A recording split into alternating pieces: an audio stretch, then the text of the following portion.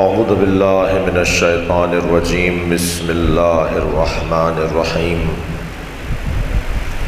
الحمد للہ الذی لا یبلغ مدحتہ القائلون ولا یحصی نعماءہ العادون ولا یعدی حقہ المجتہدون الذي ليس لصفته حد محدود ولا نعت موجود ولا وقت معدود ولا أجل ممدود فطر الخلائق بقدرته ونشر الرياح برحمته الصلاة والسلام على الرسول المسدد المصطفى العمجد المحمود الأحمد سیدنا و مولانا و مولا الکونین جد الحسن والحسین معانی ابو القاسم محمد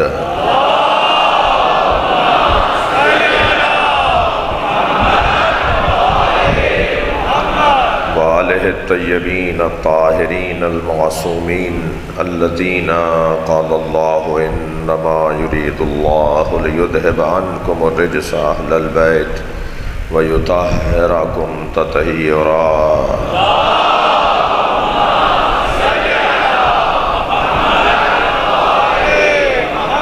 وَلَعْنَةُ اللَّهِ عَلَىٰ أَعْدَائِهِمْ أَجْمَعِينَ مِنْ يَوْمِ عَدَاوَتِهِمْ إِلَىٰ قِيَامِ يَوْمِ الدِّينِ أَمَّا بَعْدُ قال الحكيم في قرآن الكريم بسم الله الرحمن الرحيم إن الله اصطفى آدم ونوحا وآل إبراهيم وآل عمران على العالمين ذرية بعضها لبعض والله سميع عليم صلوات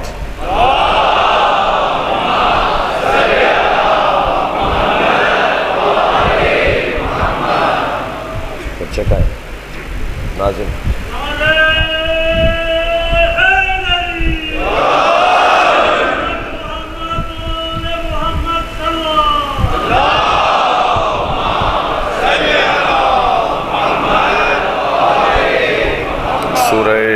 سورہ مبارکہ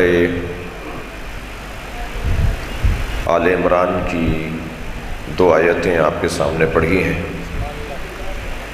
اللہ اپنے اس کلام میں ارشاد فرما رہا ہے ان اللہ اصطفیٰ آدم و نوحا، اللہ نے چن لیا ہے ابراہیم کو اور اللہ نے چن لیا ہے آدم کو اور نوح کو، وعلی ابراہیم وعلی عمران، اور آل ابراہیم کو اور آل عمران کو عالمین میں چن لیا ہے۔ یہ انتخاب سرحدوں میں محدود نہیں ہے، یہ انتخاب جغرافیہ کا پابند نہیں ہے، یہ انتخاب زبانوں میں اور ویزوں میں اور پاسپورٹوں میں محدود نہیں ہے۔ جب اللہ کا انتخاب عالمین کا ہے تو پھر نظریہ بھی عالمین کا ہوگا، پھر عقیدہ بھی علاقائی نہیں ہوگا، پھر نظریات بھی محدود نہیں ہوں گے۔ جب عالمین میں اللہ نے آدم، نوح، آل ابراہیم، آل عمران کو چن لیا ہے تو پھر عالمین سے مراد صرف زمین نہیں ہے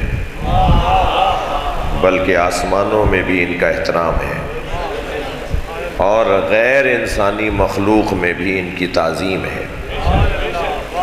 صرف اور صرف ان لوگوں کا احترام انسانوں میں نہیں ہے بلکہ ہر اللہ کی مخلوق پر یہ منتخب ہے۔ ہم نے چن لیا ہے، اللہ نے چن لیا ہے۔ اللہ اعلان کر رہا ہے ان اللہ اصطفیٰ آدم و نوحا، اللہ نے آدم اور نوح کا انتخاب کر لیا، اور ابراہیم کی اولاد اور عمران یعنی ابو طالب کی اولاد کا اللہ نے انتخاب کر لیا ہے عالمین پر۔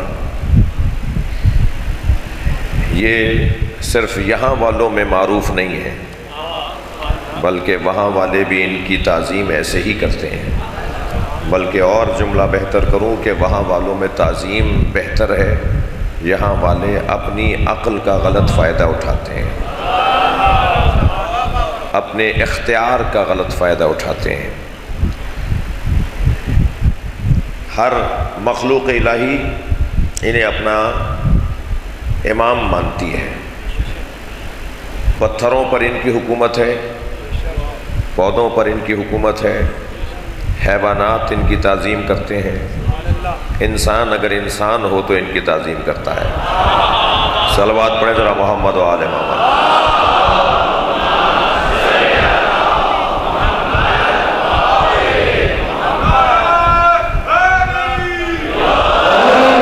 ہر مخلوق اہل بیت کی، آل ابو طالب کی تعظیم کرتی ہے۔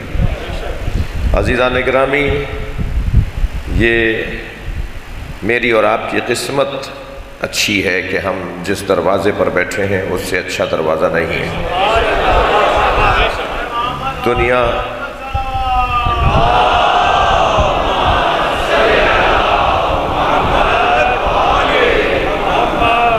کہاں بیٹھی ہے مجھے اس سے غرض نہیں ہے، مگر ہم جہاں بیٹھے ہیں وہاں سے جنت کا رستہ بنتا ہے، عظمت کی راہیں کھلتی ہیں اور عزت میں اضافہ ہوتا ہے۔ ہم جہاں بیٹھے ہیں وہ جگہ فرشتوں کے دیکھنے کی جگہ ہے۔ انہ منظر الملائکہ، یہ ملائکہ کا منظر ہے۔ جی منظر آپ کہتے ہیں نا جسے دیکھنے کا دل کرے، کیا خوب منظر ہے، تو جملہ ہے کہ یہ منظر ملائکہ ہے۔ جی نظر رکھنے کی جگہ ہے، فرشتے یہاں دیکھ رہے ہوتے ہیں۔ اور پھر جب ذکر آل رسول منعقد ہوتا ہے تو اللہ فرشتوں کو اجازت دیتا ہے کہ وہ اس ذکر میں شریک ہوں، اور جب یہ ذکر مکمل ہو جاتا ہے اور یہ لوٹتے ہیں تو باقی رہ جانے والے فرشتے ان سے کہتے ہیں کہ تمہارے اندر سے ایسی خوشبو آ رہی ہے جو ہم نے پہلے نہیں سونگھی۔ تو وہ کہتے ہیں کہ ہم زمین پر گئے تھے جہاں نبی کے گھرانے کی بات ہو رہی تھی، تو وہ یہ کہتے ہیں کہ ہمیں بھی لے جاؤ، ہم بھی وہاں بیٹھنا چاہتے ہیں۔ تو وہ جواب دیتے ہیں کہ انہم متفرقون، وہ جا چکے، مجلس مکمل ہو گئی، تو کہتے ہیں ہمیں لے جاؤ، ہم اس فرش سے مس ہونا چاہتے ہیں جہاں آل رسول کا ذکر سننے والے بیٹھے تھے۔ عزیزان گرامی، جگہ یہ معمولی نہیں ہے، یہاں بیٹھنے والے کا ڈائریکٹ تعلق عرش سے ہو رہا ہوتا ہے۔ یہ واحد فرش ہے جو عرش سے بلا واسطہ بلا فاصلہ ہے۔ اگر میں چاہوں تو ایک لمحے میں میری آواز عرش تک جا سکتی ہے، اس لیے کہ سب سے پہلی آواز جو اللہ تک پہنچتی ہے وہ مظلوم کی آواز ہے، اور اگر حسین مظلوم کے نام پہ جمع ہونے والے اپنی آواز کو اللہ تک پہنچانا چاہیں تو بغیر کسی فاصلے کی آواز پہنچے گی۔ یہ گھرانہ جسے اللہ نے منتخب قرار دیا ہے، وہ گھرانہ میری اور آپ کی عزت یہ ہے کہ ہم ان سے جڑے ہوئے ہیں۔ جی یہ جعفر طیار کی گلیوں میں بڑے پتھر پڑے ہوئے ہوں گے، مگر ہر پتھر آپ کی انگلی میں انگوٹھی میں جڑا ہوا نہیں ہے، یہ آپ کی انگلی میں انگوٹھی میں جڑا ہوا پتھر اس لیے عزت پا رہا ہے کہ اس نے سب سے پہلے علی کی ولایت کا اقرار کیا ہے۔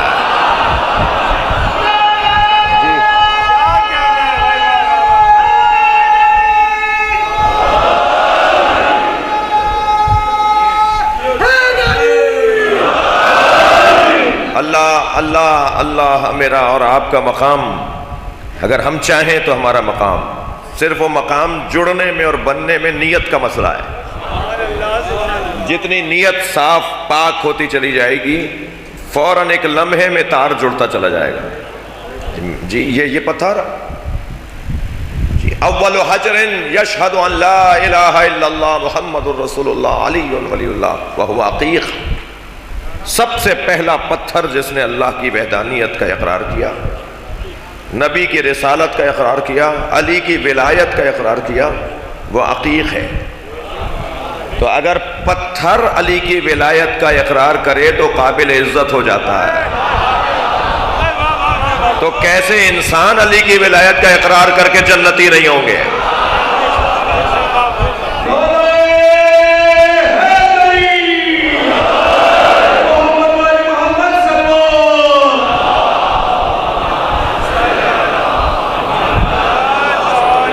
توجہ ہے حضرات کی؟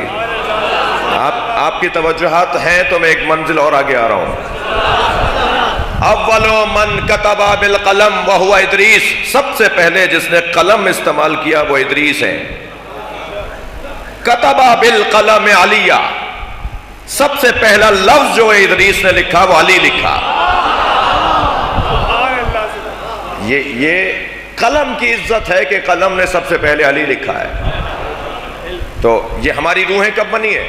تھکے تو نہیں ہیں آپ؟ مجھے آج تاخیر ضرور ہوئی ہے، لیکن آپ کی توجہات میرے ساتھ رہیں تو ایک منزل پہ جاؤں گا۔ ہماری روحیں کب بنی ہیں؟ میری اور آپ کی عزت کیا ہے میں بیان کرنا چاہ رہا ہوں۔ ہماری روحیں مولا امام جعفر صادق علیہ السلام کا فرمان،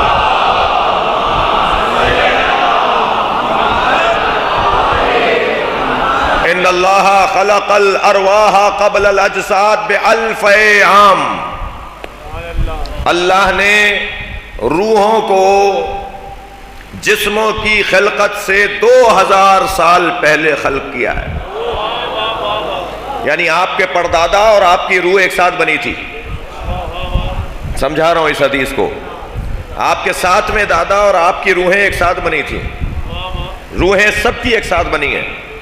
یہ اللہ نے جسے چاہا جب چاہا بھیجا۔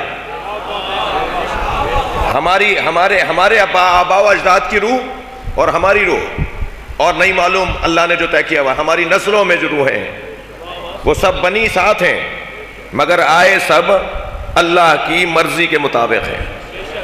کوئی دادا کی روح میں، کوئی پردادا کی روح میں، کوئی پردادا کے روپ میں روح آئی، کوئی پوتوں کی روح میں روپ میں روح آئے گی۔ 2000 سال پہلے اللہ نے روحوں کو خلق کیا۔ توجہ کر لیا آپ نے؟ اور آہستہ آہستہ اللہ نے اپنی مرضی و مشیت کے مطابق روحوں کو بدنوں میں منتقل کیا۔ ان اللہ خلق الارواح قبل الاجساد بألف عام، 2000 سال پہلے اللہ نے روحوں کو خلق کیا۔ فجعل اعلیہا، تھکے نہیں تو بات کروں، اللہ نے ان ارواح میں سب سے اعلیٰ روحوں کو قرار دیا ہماری روحوں کو۔ مولا صادق فرما رہے ہیں سب سے اعلیٰ روح، سب سے بڑی روح کون سی ہیں؟ اعلیٰہا و اشرفہا ارواح محمد، ساری روحوں میں سب سے عظیم روح نبی کی روح۔ وعلی و فاطمہ والحسن والحسین والآئمۃ بعدہم، اور آئمہ حسین کی نسل میں آنے والے، ان سب کی روحوں کو اللہ نے ساری روحوں میں اعلیٰ اور اشرف قرار دیا ہے۔ جب ساری روحیں برابر نہیں ہیں تو سارے بدن برابر کیسے ہوں گے؟ روحوں کو اللہ نے بہت پہلے خلق کیا، اور پھر ان روحوں میں سب سے اعلیٰ اور اشرف روح آئمہ اہل بیت کی ہے۔ جی، نبی کی روح، مولا علی کی روح، امام حسن، جناب زہرا کی روح، یہ ارواحیں روحوں میں سردار روحیں، اور ہمارے سامنے رکھ دیا گیا تھا ولایت علی کو، ہمارے سامنے رکھ دیا گیا تھا اللہ کی وحدانیت، نبی کی نبوت کو، اور ہماری روحوں نے وہاں اقرار کیا تو یہاں ہم اقرار کر رہے ہیں۔ جی، آپ جب لا الہ الا اللہ، آپ جب حسین حسین کہتے ہیں تو یہ آپ کی زبان کہتی ہے یا آپ کی روح؟ زبان سے کہنے والے اور ہوتے ہیں، روح سے کہنے والے اور ہوتے ہیں۔ جی،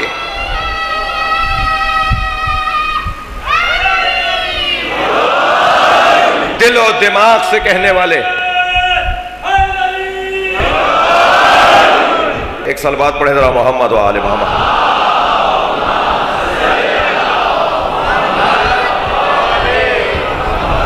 آگے بڑھے بات، گفتگو یہ ہے کہ حضرت ابو طالب نے اپنی اولاد کی تربیت کیسے کی۔ ہر باپ، صاحبان دقت غور کریں گے، ہر باپ اپنی اولاد کی 3 باتوں کا خیال رکھتا ہے۔ ہر باپ کی ذمہ داری ہے کہ وہ 3 موضوعات پر اولاد کے لیے متوجہ رہے۔ سب سے پہلا نقطہ اولاد کی صحت۔ ابھی بچہ دنیا میں آیا نہیں ہوتا کہ اس کی صحت کا اہتمام پہلے ہوتا ہے۔ دنیا میں آنے کے بعد سب سے پہلی جو کیفیت ہے وہ بچے کی صحت پر توجہ ہے۔ کسی طرح یہ زندہ رہے، کسی طرح یہ سالم رہے، یہ صحت مند رہے۔ حضرت ابو طالب نے اپنے بچوں کی صحت کا خیال رکھا۔ دقت چاہوں گا، اللہ نے جسے پیدا ہی علی کیا ہو، اللہ نے جسے دنیا میں بھیجا ہی حیدر بنا کر ہو، اس ابو طالب کے توجہ، اس ابو طالب کے اولاد کی تربیت کا، سیرت ابو طالب کا ایک حسین پہلو عرض کر رہا ہوں آپ سے۔ بہت خیال رکھتے تھے اپنے بچوں کی صحت کا۔ دیکھیے اگر صحت اچھی نہیں ہوگی نا، میری خوش قسمتی ہے کہ اس وقت جوان زیادہ بیٹھے ہوئے ہیں، اگر صحت اچھی نہیں ہوگی تو آپ ایرانیان تک جلوس کر نہیں پائیں گے، آدھے رستے سے واپس آ جائیں گے۔ اگر صحت اچھی نہیں ہوگی تو نماز میں دل نہیں لگے گا جی، نماز شب میں آپ کھڑے نہیں ہو پائیں گے۔ جتنی صحت اچھی ہوگی اتنی اللہ کی عبادت اچھی ہوگی، اتنی حسین کی عزاداری اچھی ہوگی۔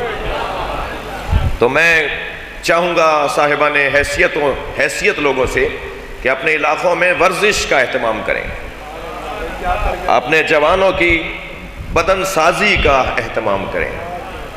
اور میں غازی عباس ٹرسٹ سے بھی کوئی رشتہ رکھتا ہوں، اس لیے غازی عباس ٹرسٹ کے دوستوں سے بھی کہہ رہا ہوں، اور میٹنگ میں بھی کہوں گا، اور یہاں آپ کے سامنے بھی کہہ رہا ہوں کہ کچھ اور پروجیکٹس بھی ہیں، نیا ٹرسٹ آیا ہے، نئے ذمہ داروں میں اضافہ ہوا ہے، کہ وہ جو نئے جو منصوبہ جات ہیں اس میں ایک چاہے بہت بڑا نہ صحیح مگر ایک جگہ ایسی ضرور بنائیں جہاں بچوں جوانوں کی ورزش کا انتظام ہو، اور صحت اچھی ہوگی تو یہ ماتم بھی اچھا کریں گے، صحت اچھی ہوگی تو کہیں علم کا مسئلہ ہوگا تو یہ کھڑے ہوئے بھی نظر آئیں گے، صحت اچھی ہوگی تو قومی غیرت کا مظاہرہ بھی اچھا ہوگا۔ ہمیں ڈھیلا ڈھالا جوان نہیں چاہیے، ہمیں لاغر اور ناتوان جوان نہیں چاہیے، بلکہ صحت مند جوان چاہیے۔ اور علی کا چاہنے والا تو ویسے بھی کمزور نہیں ہوتا، بدن سازی، باڈی بنائیں، جسم بنائیں اپنا، اور ورزش کریں۔ اور یہ قرآن و حدیث کی روشنی میں میں عین تعلیمات اہل بیت بات کر رہا ہوں۔ مولا علی نہج البلاغہ، مولا علی دعائے کمیل میں فرماتے ہیں قوّ علی خدمت کا جوارحی، یا اللہ میرے بدن کو اتنا مضبوط بنا دے کہ میں تیری عبادت اچھی کر سکوں۔ بدن کی مضبوطی علی کی منطق میں، علی مولا کی زبان میں، بدن کی مضبوطی کا فلسفہ اللہ کی عبادت ہے۔ جتنا بدن مضبوط ہوگا اتنا ہی دیر تک آپ نماز میں کھڑے رہیں گے۔ میں ایک اور بھی بات کی طرف اشارہ کروں، یہ جو ہماری مسجدوں میں کرسیاں بڑھتی جا رہی ہیں، تو پیش نماز حضرات ذرا سب کا انٹرویو تو کریں کہ یہ بیٹھ کے نماز کیوں پڑھ رہے ہیں؟ جی مولانا کمر میں درد ہے اس لیے بیٹھ کے نماز پڑھ رہا ہوں، جی گھٹنے میں درد ہے اس لیے بیٹھ کے نماز پڑھ رہا ہوں۔ تو ہر ایک کو خود اللہ کو جواب دینا ہے کہ واقعی ایسا ہے۔ میں ایک آزمانے کا ذریعہ بتا دیتا ہوں، یہ جو بیٹھ کر کرسی پہ نماز پڑھیں، مسجدوں میں ہمارے ہاں کرسیاں بڑھتی جا رہی ہیں، تو پیش نماز حضرات ذرا انٹرویو تو کریں ان کا، ان سے علیحدہ علیحدہ ملیں تو صحیح۔ اچھا جو بیچارہ پہلے ہی 95 سال کا ہے اس سے کیا انٹرویو ہونا ہے، لیکن جو ماشاءاللہ 40 سال کا نظر آ رہا ہے، 50 سال کا نظر آ رہا ہے، وہ بھی اگر بیٹھ کے نماز پڑھ رہا ہے تو بات تو ہو کہ بھائی آپ کو کیا مشکل ہے، نماز تو ضائع نہیں کر رہے ہو اپنی۔ کیونکہ اگر فرض کریں میں رکوع نہیں کر سکتا مگر کھڑا ہو سکتا ہوں، تو صف کھڑی بھی ہے اور یہ کرسی پہ بیٹھے، بھائی قیام میں تو کھڑے ہو جاؤ۔ نماز میں صف ساری کھڑی بھی ہے، یہ کرسی پہ بیٹھ کے نماز پڑھ رہے ہیں، یہ کھڑے، گھر سے چل کے آئے ہو یا نہیں؟ تم مسجد میں آ کے کرسی پہ بیٹھ گئے تو تم جو کھڑے نہیں ہو رہے تمہاری نماز باطل ہے، اس لیے کہ جتنا کر سکتے ہو اتنا تو کرو۔ اور ایسے لوگوں کے لیے ایک جملہ کہہ دیتا ہوں، ذرا دیکھ لیجئے گا ان کی جیب سے 1000 روپے کا نوٹ گرے تو کیسے جھک کے اٹھاتے ہیں، خود آزمائیں اپنے آپ کو۔ صلوات پڑھیں ذرا محمد و آل محمد پر۔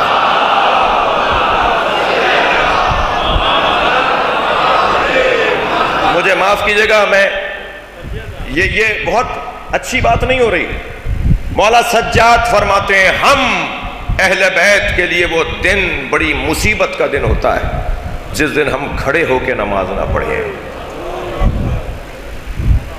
اور پھر فرمایا کہ میری دادی نے 3 دن تک بیٹھ کے نماز پڑھی، میرے دادا علی نے 3 دن تک بیٹھ کے نماز پڑھی، میری پھوپھی زینب نے جب بیٹھ کے نماز پڑھی تو میں نے ان سے پوچھا کہ پھوپھی اماں آپ تو عالمہ غیر معلمہ ہیں، تو فرمایا کہ کھانا اتنا کم ہے کہ میں اپنے حصے کا کھانا بھی بچوں میں کھلا دیتی ہوں، میں بغیر کھائے کتنے دن کھڑی رہوں۔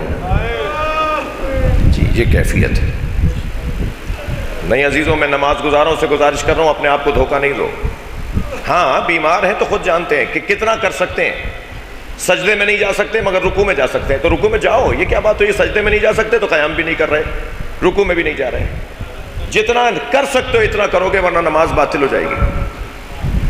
جی پہلے ہی ہماری نمازوں کا کیا حال ہے، کیا حال ہے ہماری نمازوں کا، بے حال نماز ہے، بے حال نمازوں میں بھی یہ حال۔ تو کچھ تو کوئی اہمیت جو اللہ نے نماز کی فضیلت رکھی ہے اس کی طرف توجہ چاہوں گا۔ بدن کمزور اللہ کو اچھا نہیں لگتا، مضبوط بدن کے لوگ، گزارش کروں گا انتظامیہ کے لوگوں سے بھی اور سیاسی لوگوں سے بھی جو اقتدار میں ان لوگوں جن کے پاس فنڈز آتے ہیں مسائل حل کرنے کا، تو اس طرح کے سینٹرز ہر علاقے کے اندر بنائیں تاکہ ہمارے جوان چاق و چوبند رہے، صحت مند رہے اور اچھا رہے۔ حضرت ابو طالب بنی ہاشم کے بچوں میں 2 مقابلے کرواتے تھے،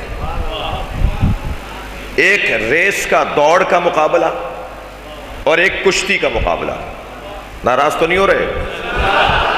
ایک دوڑ لگانے کا مقابلہ اور ایک کشتی کا مقابلہ حضرت ابو طالب کرواتے تھے بنی ہاشم کے بچوں میں، اور مقابلے کے بعد انہیں نوازنا، انہیں حوصلہ افزائی کرنا، ان کو ان کی قدردانی، ان کی حوصلہ افزائی فرماتے تھے۔ سن کے آپ کو خوشی ہوگی، میں پڑھ رہا ہوں کہ امیر المومنین جب مقابلے کے وقت میں آتے تھے نا تو فرماتے تھے بابا مجھے دوڑنے والا مقابلہ اچھا نہیں لگتا،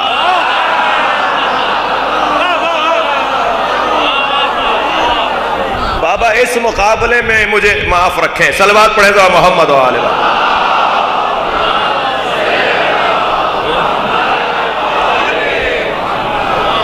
اس مقابلے میں علی شریک نہیں ہوتے تھے، توجہ ہے؟ مگر ایک اور مقابلہ تھا جو کشتی کا مقابلہ تھا، اس میں مولا کائنات شریک ہوتے تھے، اور کبھی ایسا نہیں ہوا، توجہ، کہ کسی نے علی کو ہرایا ہو۔ جس کے نام میں بھی زیر نہ ہو وہ زیر کیسے ہوگا؟ ہمیشہ میرے مولا غالب رہے، ہمیشہ میرے مولا نے کشتی میں اپنے سامنے والے کو ہرایا۔ سن کر آپ کو خوشی ہوگی کہ جس مقابلے میں علی مثلا 10 بچوں کو پچھاڑ دیتے تھے، گرا دیتے تھے، اس پر غالب آ جاتے تھے، تو وہ آپس میں دوسرے دن کی تیاری کرتے تھے کہ علی نے آج یہ اور یہ انداز اپنایا ہے، اور یہ سب اسی کی تیاری کر کے آتے تھے، اور جب دوسری دفعہ مولا آتے تھے تو ایک نیا انداز ہوتا تھا، اور پھر یہ کہتے تھے کہ آج علی نے یہ انداز اور اس دن یہ انداز، تو ان دونوں اندازوں پر توجہ رکھو۔ مگر جب علی پھر بعد والے مرحلے پہ آتے تھے تو ایک نیا انداز۔ ہمیشہ علی کا مقابلے والے کو، مقابل کو پچھاڑنے کا جو انداز ہوتا تھا وہ مختلف ہوتا تھا، اور اتنا مختلف اور اتنا غالب یہ انداز تھا کہ آپ کا نام حضرت ابو طالب نے ظہیر رکھ دیا۔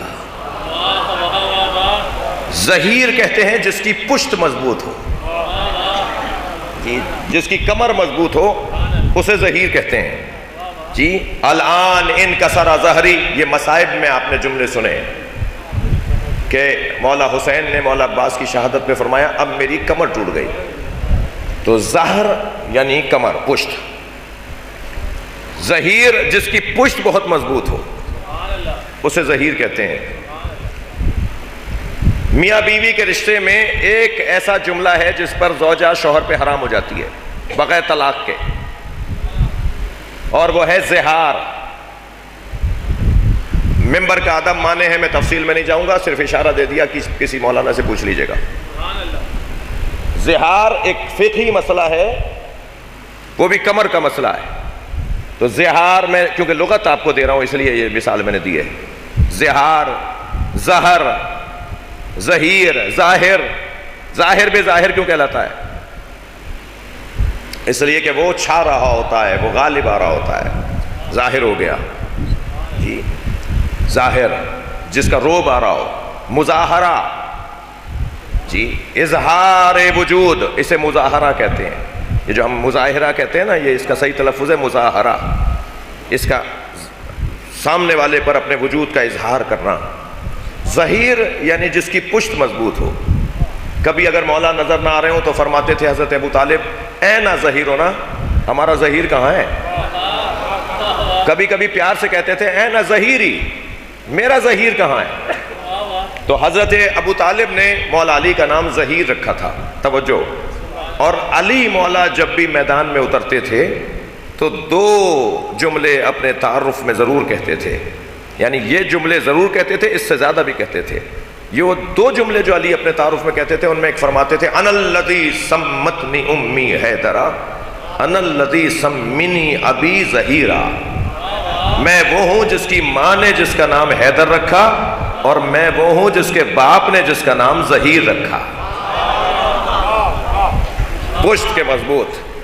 اور ایسے مضبوط وجود حضرت ابو طالب نے اپنے بچے کا بنایا کہ ہمیشہ نہ صرف بچپن میں بلکہ جوانی میں اور اپنی زندگی ظاہری کے آخری وقت تک بھی غالب رہے، کبھی کسی سے مغلوب نہیں ہوئے.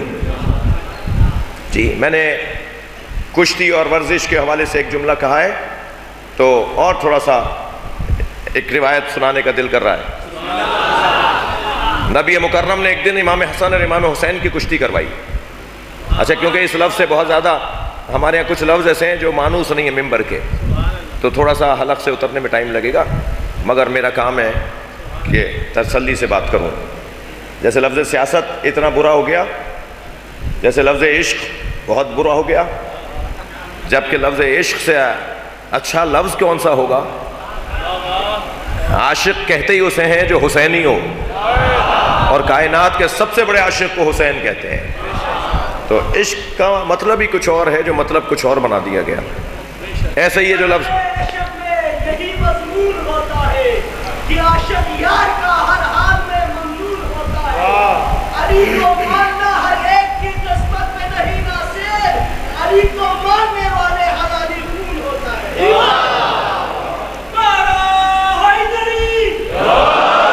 تو ایک دن حضرت نبی مکرم نے امام حسن امام حسین سے فرمایا کہ حسنین کشتی لڑو. اور کچھ دیر کے بعد میر صاحب نبی فرمانے لگے حسن ادھر سے آؤ، حسن ادھر توجہ کرنا. تو جناب زہرا کی آواز آئی بابا آپ حسن کا ساتھ دے رہے ہیں، حسین کا ساتھ نہیں دے رہے. تو نبی نے فرمایا بہت دیر سے جبریل حسین کا ساتھ دے رہے تھے. القطرۃ من بحار فضائل النبی والعطرہ، علامہ مستنبط کی کتاب، جس سے میں نے آپ کو روایت سنائی ہے. دقت ہے. تو میرے عزیزو، ایک انداز حضرت ابو طالب کا اپنے بچوں کو کی صحت کو اچھا رکھنے کا، ان کے یہ بدنی مقابلے کروانا. اور بدن کی صحت بھی ماں باپ کا کام ہے بحال رکھنا، بدن کی صحت کو بحال رکھنا بھی ماں باپ کا کام ہے، اور ذہن کی صحت کو بحال رکھنا بھی ماں باپ کا کام ہے. بدن کی صحت کے ساتھ ذہن کی صحت، فکر کی صحت.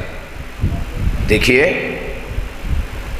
ہر رات مولا علی کو نبی کے بستر پر بستر بدل بدل کے نبی کی حفاظت کرنا اور بچوں کو یہ احساس دلانا کہ تم مر جاؤ مگر اللہ کا نبی بچ جائے. یہ عزیزان گرامی ابو طالب کا خاصہ ہے.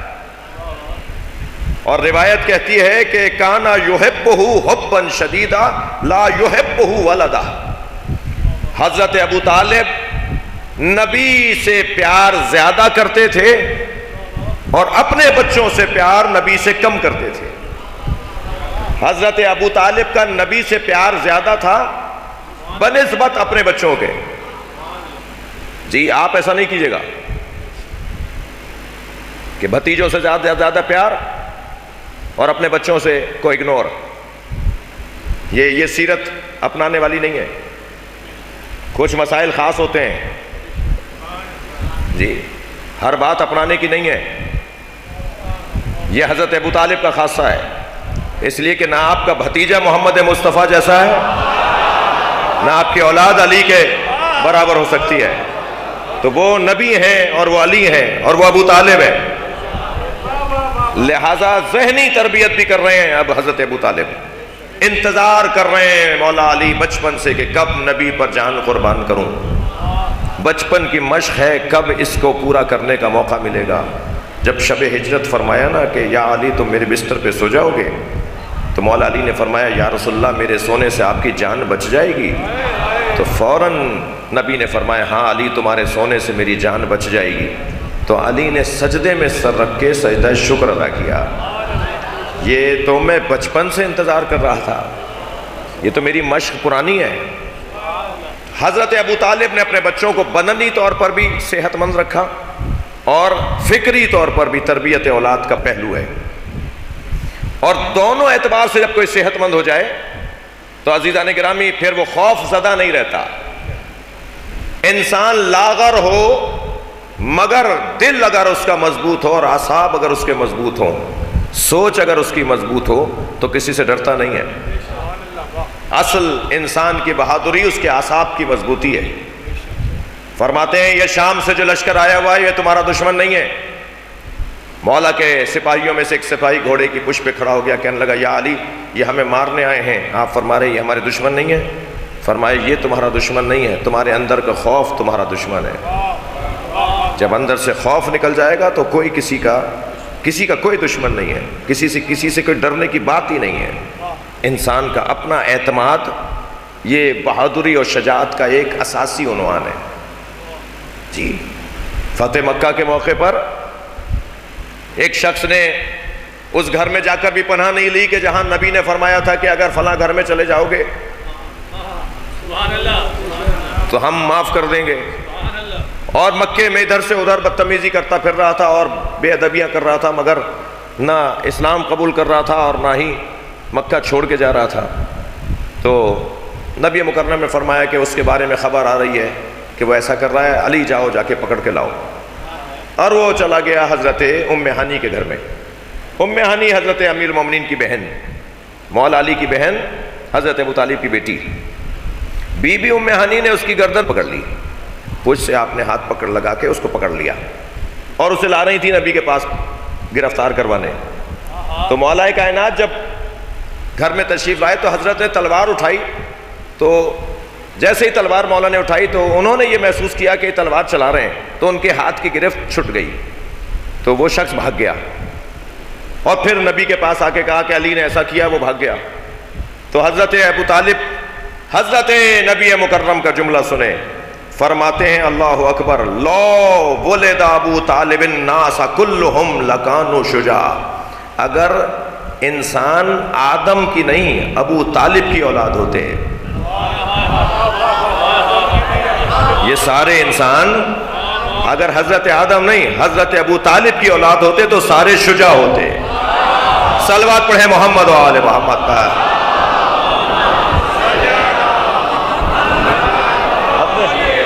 اپنے بچوں کو مضبوط بنایا حضرت ابو طالب نے. شجاعت کے باب میں ابو طالب کا عنوان، پہلا انداز والدین کی تربیت کا وہ ہے صحت کا خیال رکھنا. دوسرا فریضہ والدین کا تعلیم کا خیال رکھنا. یہ دوسرا فریضہ ہے والدین کا۔ ابو طالب اس معلم کو کہتے ہیں، اس معلم کو کہتے ہیں جسے پڑھ کر علی نہج البلاغہ بولتا ہے۔ لہذا حضرت زید شہید کو جب گرفتار کر کے لائے حجاج ابن یوسف کے دربار میں، آپ کا ہونٹ کٹ گیا تھا، خون بہہ رہا تھا، آپ کو رسیوں میں باندھا ہوا تھا، تو حجاج نے کہا کہ آخری بات کرو، کچھ دیر بعد تمہاری گردن اڑاؤں گا، آخری خواہش، آخری بات۔ تو حضرت زید شہید نے مولا علی کے فضائل پڑھنا شروع کیے۔ جب 4-6 فضائل بیان کر دیے تو ٹوکتے ہوئے کہنے لگا میں نے تم سے کہا تھا آخری بات کرو، تو فرمانے لگے ہماری پہلی بات بھی علی ہے، ہماری آخری بات بھی علی ہے۔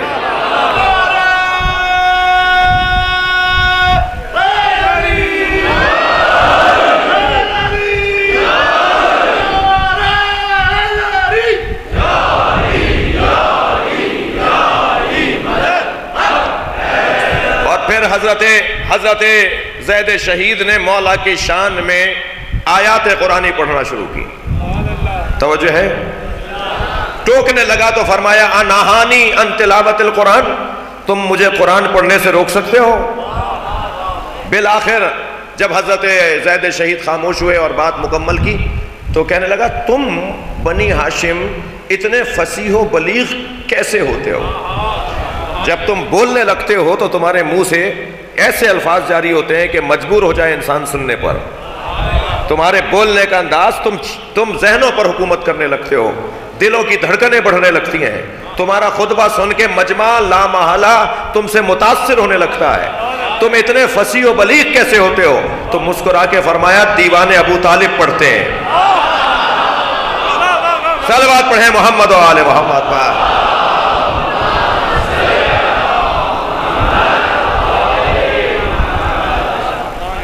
صحت کے ساتھ تعلیم، یہ حضرت ابو طالب نے پوری نسل کو تعلیم عطا کی ہے۔ اور تیسرا کام حفاظت ہے بچوں کی، کہ اپنے بچوں کو محفوظ کیسے رکھا جائے۔ حفاظت کا انتظام حضرت ابو طالب اپنے بچوں کے لیے، خود بچوں کو اتنا شعور دے دیا جائے، میں آپ کے لیے بات کر رہا ہوں کہ وہ اپنی حفاظت کا انتظام خود کرنا جانتے ہوں۔ اور عزیزو، بات حضرت عقیل کی ہو رہی ہے، بات حضرت جعفر کی ہو رہی ہے، مولا علی کی بات تو علی کی بات ہے، ان کے ساتھ اللہ کے ارادے شامل ہیں، ان کے ساتھ حفاظت پروردگار شامل ہے۔ یہ آل عمران کا انتخاب اس گھرانے کا اعزاز اور افتخار ہے۔ صحیفہ سجادیہ میں 54 دعائیں ہیں مولا کائنات۔ ایک صلوات پڑھیں ذرا محمد و آل محمد۔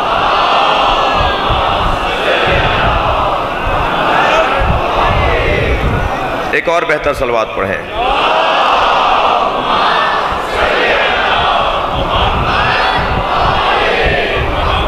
صحیفہ سجادیہ امام زین العابدین کی مجموعہ کلام، مجموعہ دعا، مجموعہ ادعیہ، اس میں 54 دعائیں ہیں۔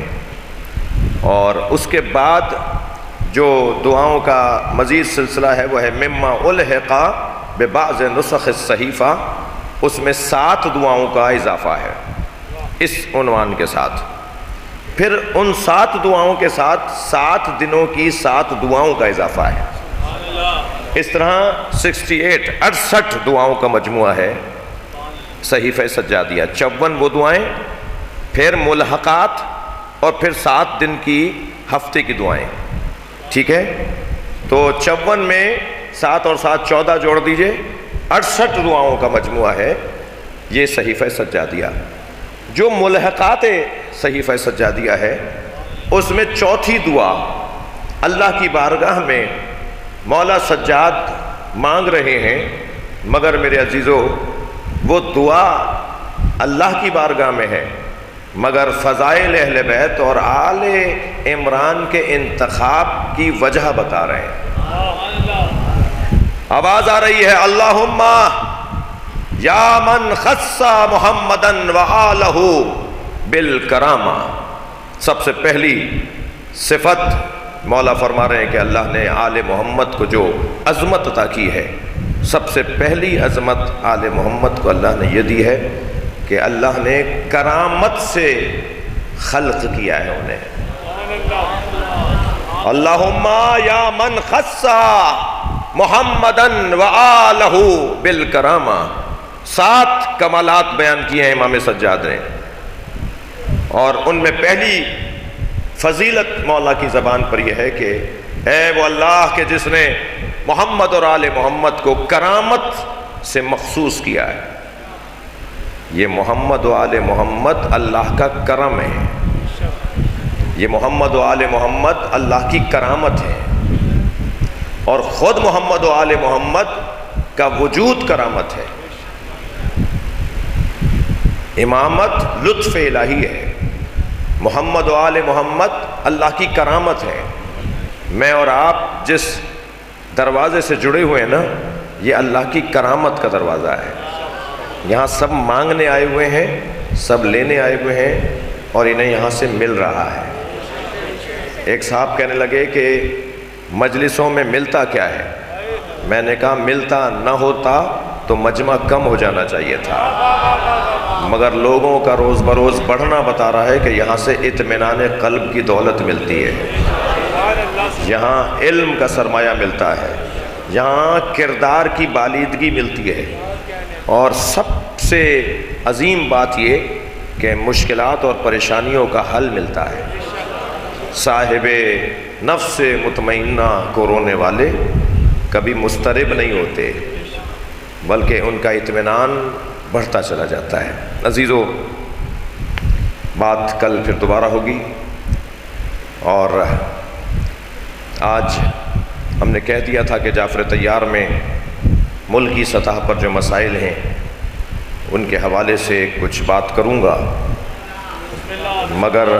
مگر میں اس کو ایک دن اور مؤخر کر رہا ہوں۔ کل کی مجلس میں یہ جو مسئلہ لاہور میں ہوا ہے، یا جو مسئلہ مسلسل چل رہا ہے، اس حوالے سے ذرا بات کو پختہ کرنا چاہتا ہوں، بات کو اور مضبوط بنانا چاہتا ہوں۔ بات وہ کروں جس پہ ڈٹ جاؤں، بات وہ ہونی چاہیے کہ جس کو پھر سنبھالوں۔ اس کی تیاری میں ایک دن اور مؤخر کر رہا ہوں اپنے موقف کے حوالے سے، اور انشاءاللہ کل کی مجلس میں جو ہمارے حوالے سے محبتوں کا اظہار ہو رہا ہے، اس حوالے سے کل کی مجلس میں اپنے موقف کا اظہار کروں گا۔ البتہ شکریہ ادا کر دیتا ہوں، آج صبح سے جب سے وہ پرچہ جس میں مجھے عزت ملی ہے، جس میں میرا مقام بڑھا ہے، میں رجسٹرڈ مولائی ہو گیا ہوں۔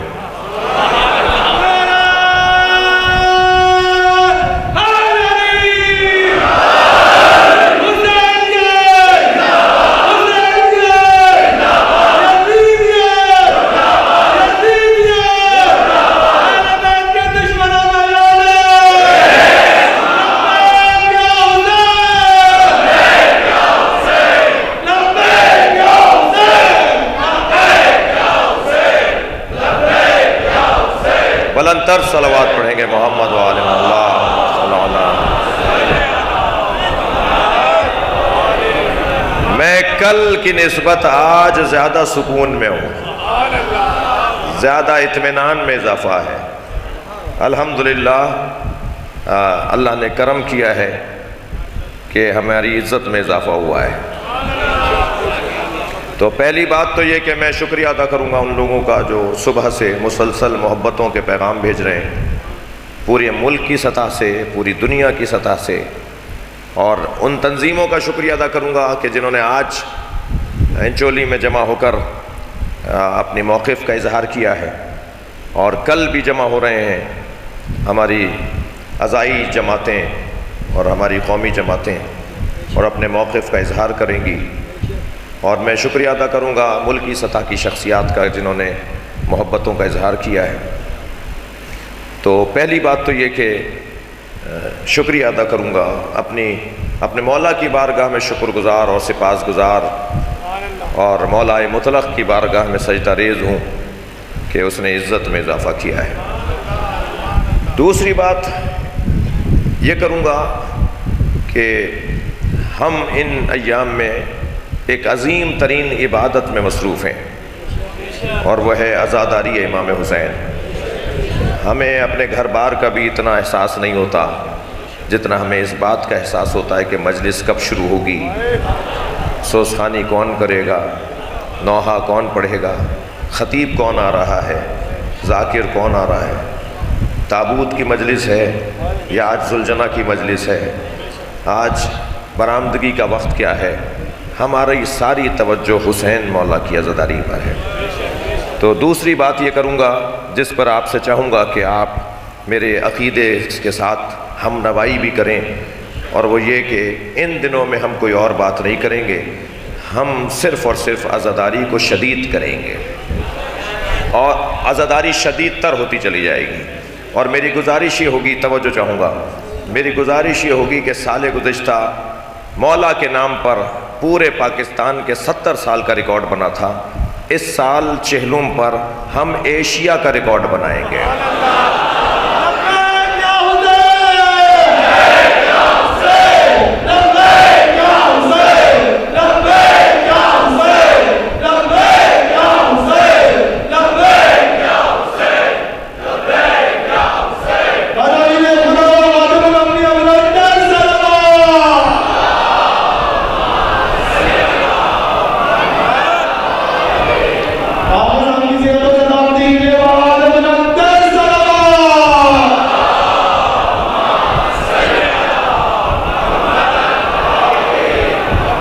تیسری بات اور وہ یہ کہ علماء امامیہ اپنے عقائد کی وضاحت کریں، علماء امامیہ بتائیں کہ ہم کہاں تک سمجھوتا کر سکتے ہیں اور کہاں ہم سمجھوتا نہیں کر سکتے۔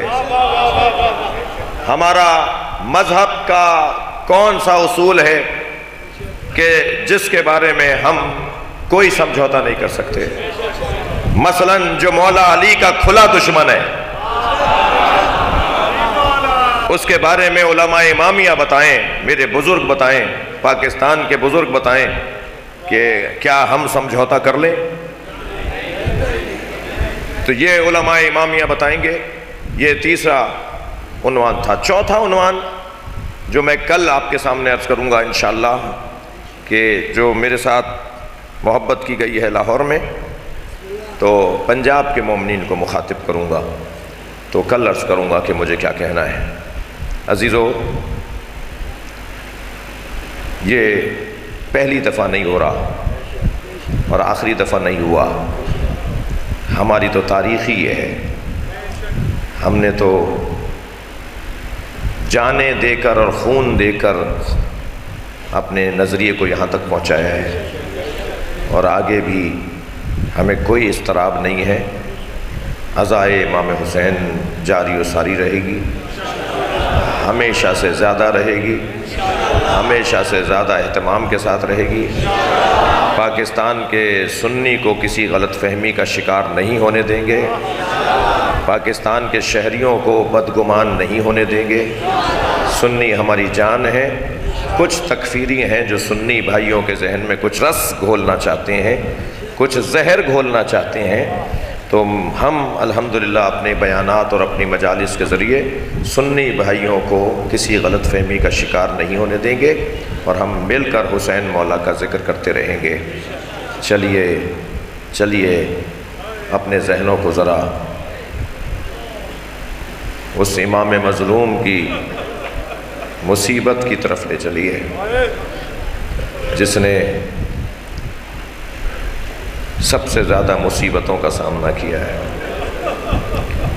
رونے والوں، میں مولا علی علیہ السلام کی زیارت نامے کو پڑھ رہا تھا، اس میں لکھا تھا السلام علیکہ اولا مظلوم، سلام ہو سب سے بڑے مظلوم۔ اس لیے کہ اول کا ایک ترجمہ پہلے کو بھی اول کہتے ہیں، اور سب سے بڑے کو بھی اول کہتے ہیں۔ سب سے بڑے مظلوم علی تم پر ہمارا سلام۔ جب زیارت امیر المومنین میں نے یہ پڑھا نا تو خیال آیا کہ سب سے بڑے مظلوم تو حسین ہیں۔ صبح سے عصر تک لاشیں اٹھائے، اور لاشیں بھی ایسے لاشیں، بعض لاشوں پہ حسین بہت روئے ہیں، خاص طور پر علی اصغر کے لاشیں پر۔ ننھا سا لاشا، گرمی بڑی شدید تھی، دھوپ میں تپش بہت تھی، امام نے لاشے پہ ابا کا دامن ڈالا ہوا تھا، اور جب خیمے کے قریب آئے تو خیال آیا ماں دیکھ کے مر جائے گی، تو الٹے پیر واپس ہوئے۔ پھر خیال آیا کہ ماں پوچھے گی کہ بچہ کہاں گیا، تو پھر آگے بڑھے۔ اسی اثنا میں حسین کبھی آگے جاتے تھے کبھی پیچھے، کہ خیمے سے پردہ ہٹا، سامنے سکینہ کھڑی نظر آئی۔ بی بی کو پتا تھا کہ بابا بھائی کو پانی پلانے لے گئے ہیں۔ جب دیکھا نا کہ کچھ دیر پہلے جو بھائی تڑپ رہا تھا وہ اب بابا کی گود میں آرام سے سو رہا ہے، تو وہیں سے آواز دے کر کہا بابا میں بھی پیاسی ہوں، بابا مجھے بھی پانی پلا لائیے۔ حسین کیا بتائیں کہ کیسا پانی پلایا، اجرکم اللہ اجرکم اللہ۔ جب بی بی سکینہ کی آواز بڑھنے لگی نا، بابا سے بات کرنے کا اندازہ ہوا جناب رباب کو کہ حسین آ گئے ہیں، تو جناب رباب کتنی جلدی در خیمہ پر آئی ہوں گی، ہر اہل دل اس کا اندازہ لگا سکتا ہے۔ جیسے ہی در خیمہ پر بی بی رباب آئی نا، حسین پیچھے ہٹ رہے تھے، رباب آگے بڑھ رہے تھے۔ اس کیفیت میں امام حسین نے پوچھا رباب بتاؤ میں کون ہوں؟ اپنی ہی زوجہ سے پوچھ رہے ہیں میں کون ہوں؟ جناب رباب نے فرمایا آپ میرے امام ہیں، آپ حجت خدا ہیں۔ جب حسین نے یہ جملے سنے نا، ابا کا دامن ہٹا دیا۔ ایک ماں نے خون میں لت پت بچہ دیکھا، ننھے ننھے لبوں پہ لب رکھ دیے، بوسے دے کر کہا اے میرے لال، عرب تو اونٹنی کے بچے کو بھی نہر نہیں کرتا، یا بنیا مثلوں کا ینہر، کیا تجھ جیسے بھی نہر کر دیے جاتے ہیں؟ اجرکم اللہ اجرکم اللہ۔ عزادارو مجھے جلدی نہیں ہے، تھکیے گا نہیں۔ مجلس میں خواتین بھی بیٹھی ہیں اور دودھ پیتے بچوں کے گھر والے بھی بیٹھے ہیں۔ آپ کے گھروں میں بھی دودھ پیتے ہوئے بچے ہوں گے۔ جب یہ دودھ پیتا بچہ جب بھوکا ہوتا ہے نا، تو سب سے زیادہ ماں مضطرب ہوتی ہے۔ کبھی اپنے شوہر کو کہتی ہے میرا بچہ بھوکا ہے، کبھی بچے کے بھائی کو کہتی ہے تمہارا بھائی بھوکا ہے۔ یہ بے چین رہتی ہے جب بچہ بھوکا ہو۔ عزادارو کیا گزری ہوگی جناب رباب پر۔ میرے ایک ملنے والے مجھ سے کہہ رہے تھے کہ ہندوستان میں ان کے شہر بنارس میں روز عاشور تعزیے کا جلوس نکلتا ہے، اور وہ کربلا میں جا کے ختم ہوتا ہے، جو ہر شہر میں ہوتا ہے۔ مگر مجھے وہ بتا رہے تھے کہ جلوس نکلا تو ہم اس رستے پر آگے چلے گئے جہاں جلوس کو جانا تھا۔ کہنے لگے آگے بڑھے تو ایک چوک پر ہزاروں کی تعداد میں ہندو عورتیں کھڑی تھیں۔ جب قریب گئے تو ایک بات کا اور اندازہ ہوا کہ ہر گود میں دودھ پیتا بچہ ہے۔ کہتے ہیں جب ہم قریب سے گزرے تو ایک عورت کی آواز آئی بھائی مسلمان لگتے ہو؟ تو ہم نے کہا ہاں مسلمان ہیں۔ کہنے لگی بتاؤ بابا حسین کا جلوس کب آئے گا؟ تو مولانا کہنے لگے میں نے ان سے پوچھا تمہیں بابا حسین کے جلوس کا انتظار کیوں ہے؟ کہنے لگی تمہیں نہیں پتا آج حسین کا بچہ بھوکا مارا گیا، آج ہم اپنے بچوں کو دودھ نہیں پلاتے جب تک تعزیہ دفنا نہ دیا جائے۔ عزادارو پوچھیں نا جناب رباب سے، اجرکم اللہ۔ گریہ ہو رہا ہے اور شب شہادت کی مجلس ہے، تھکیں گے نہیں عزادارو۔ مجھے نہیں پتا کہ شام غریبہ میں پانی کہاں سے آیا، مجھے نہیں معلوم کہ شام غریبہ میں کھانا اور پانی کہاں سے آیا، مگر یہ لکھا ہے کہ پانی اور کھانا آیا، جناب زینب نے پہلے بچوں کو پانی پلایا۔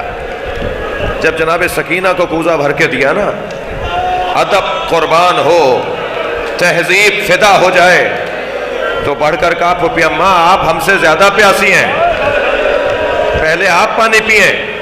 بی بی نے فرمایا سکینہ پہلے بچے پانی پیتے ہیں پھر بڑے پیتے ہیں، سنیں گے، رو رہے ہیں نا آپ؟ تو بھرا ہوا کوزہ اٹھایا اور کربلا کے بیابان میں جانے لگے۔ آواز آئی سکینہ کہاں جا رہی ہو؟ کہا پھوپھی اماں میرا بھائی علی اصغر بابا اسے پانی پلانے لے گئے تھے۔ اجرکم اللہ، اجرکم اللہ۔ بچوں نے پانی پیا، پھر بی بی زینب نے بڑوں کو پانی پلایا۔ سنیں گے عزیزارو، سب نے کھانا پانی پی لیا، کھانا لے لیا، پانی پی لیا، مگر ایک بی بی ہے جو پانی نہیں پی رہی۔ پہنچ گیا ذہن پہنچا آپ کا وہ بی بی کون ہے؟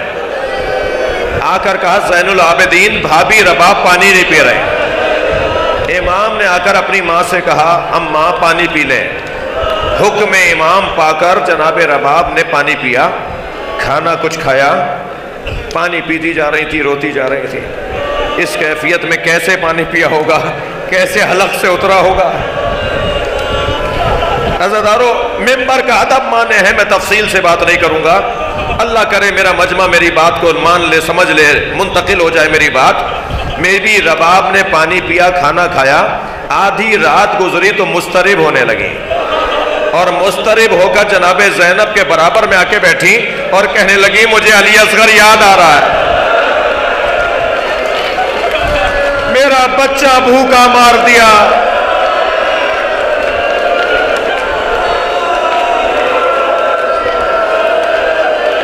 اجرکم اللہ، اجرکم اللہ۔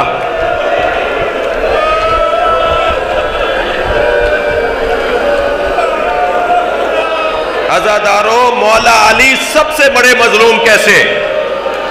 میرے ذہن میں خیال آیا کہ امام حسین بڑے مظلوم ہوئے نا، اتنے لاشیں اٹھائے، اتنے منظر دیکھے، اتنی مصیبتیں امام نے اٹھائیں، سب سے بڑے مظلوم مولا علی کیوں ہیں؟ سنیں گے، حسین مولا نے لاشیں تو بہت اٹھائے، مصیبتیں بھی بہت دیکھیں، مگر زینب کے سر سے اترتی چادر نہیں دیکھی۔ اللہ اکبر۔ مولا علی اس لیے سب سے بڑے مظلوم ہیں کہ علی کے سامنے جلتا ہوا دروازہ گرا، علی کے سامنے جلتا ہوا دروازہ گرا۔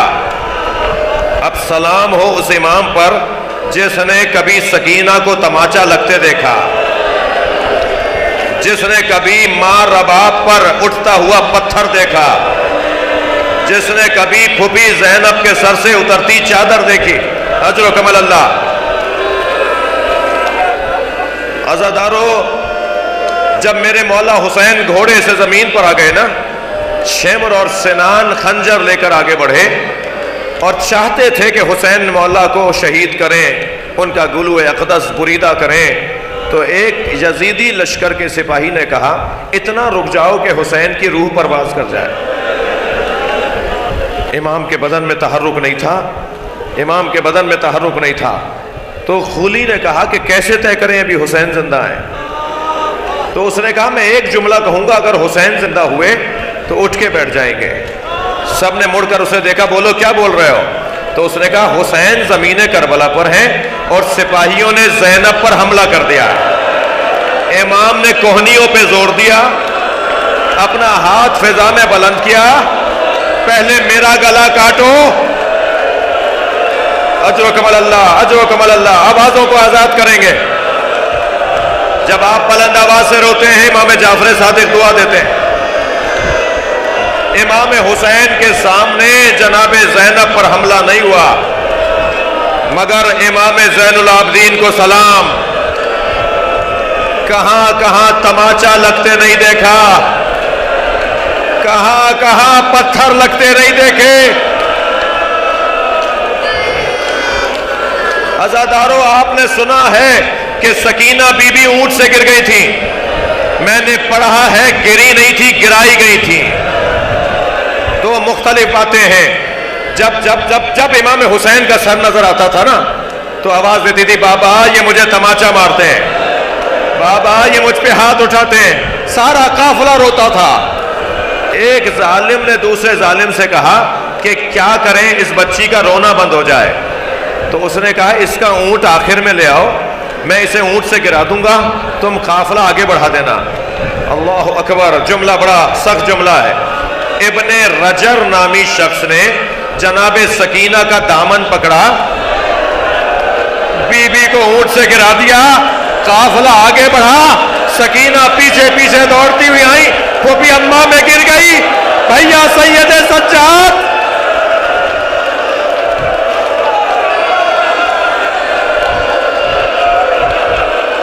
سر حسین بولا, سر حسین بولا, اے زینب میری سکینہ گر گئی. جناب زینب نے خود کو سواری سے گرا دیا اور گئی اس جانب جہاں سے قافلہ آ رہا تھا.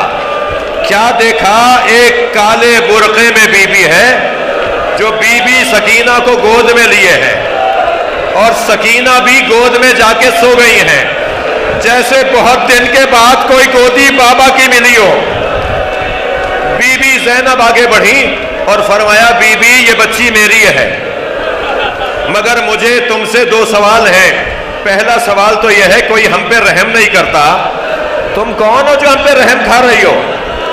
میرا دوسرا سوال یہ ہے کہ سکینہ تو ماں کی گود میں بھی نہیں جاتی, پھوپھی بھی جب کہتی ہے میری گود میں آ جاؤ تو کہتی ہے مجھے بابا کی گود میں جانا ہے. تمہاری گود میں سو کیسے گئی؟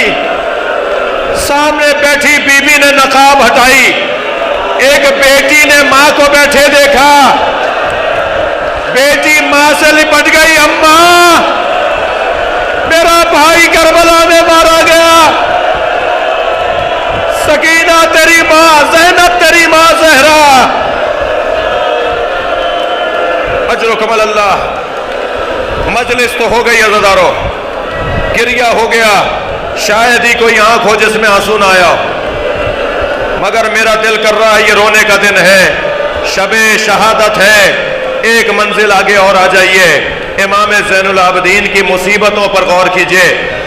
عزادارو عزادارو, شام کا دربار, یزید کرسی پہ بیٹھا ہے, بیبیاں رسی میں باندھ کے کھڑی کی گئی ہیں, امام سجاد کے ہاتھوں میں ہتھکڑیاں ہیں. ایک مرتبہ کرسی پہ بیٹھے ہوئے ایک شخص نے جناب سکینہ کی طرف اشارہ کیا, جناب سکینہ امام سجاد سے لپٹ گئیں اور ایک جملہ کہا, بھیا یہ تو سنا تھا کہ ہمیں اسیر بنایا جائے گا, مگر یہ نہیں سنا تھا کہ کنیزی میں بھی مانگا جائے گا. اجر و کمال اللہ, اجر و کمال اللہ. بہت گریہ ہو گیا. امام سے کسی نے پوچھا مولا کب تک روئیں گے؟ فرمایا یعقوب کا ایک یوسف یعقوب کی آنکھوں سے اوجھل ہوا, ساری زندگی روتے رہے. میرے 18 یوسف کربلا میں میرے سامنے ذبح ہو گئے, اور جو رونے کا مقام ہے وہ یہ کہ ہمیں شام کے بازار میں ایسے کھینچا جا رہا تھا جیسے بیچے جانے والے غلاموں کو کھینچا جاتا. بس آخری جملہ عزادارو, فرماتے ہیں میرے ذہن سے وہ مصیبت نہیں نکلتی جب یزید کے سامنے ایک تشت لا کے رکھا گیا جس میں رومال ڈلا ہوا تھا. ہم کھڑے دیکھ رہے تھے, رومال ہٹایا تو میرے بابا کا سر تھا. یزید کے برابر میں ایک چوبے خضرہ رکھی تھی, اس نے وہ چھڑی اٹھائی, اس نے وہ چھڑی اٹھائی, بیان نہیں ہوگا, اس نے وہ چھڑی اٹھائی میرے بابا کے لبوں پہ لگائی, جن لبوں کو نبی بوسا دیتے تھے.